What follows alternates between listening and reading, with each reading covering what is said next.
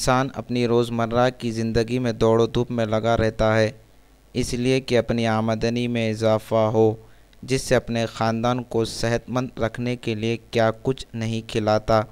ان میں سے ایک اصلی گھی بھی ہے۔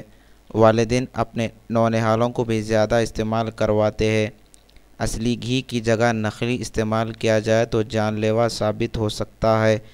آج بازاروں میں مختلف برانڈ سے اصلی گھی کو نقلی بنا کر فروخت کیا جا رہا ہے، جس سے ہوشیار رہنے کی ضرورت ہے۔ ایسے کئی نقلی چیزوں کو پولیس نے پکڑا۔ اسی ماہ میں یہ دوسرا واقعہ پیش آیا۔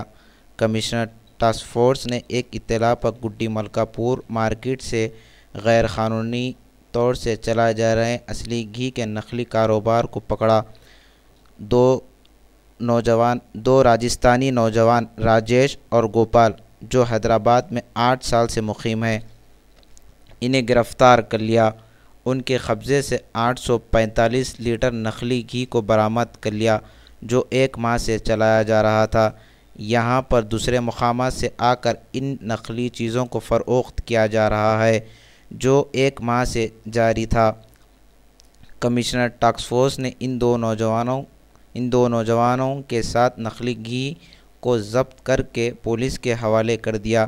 ضرورت اس بات کی ہے کہ اور بھی ان جیسے لوگوں کو بے نقاب کیا جائے۔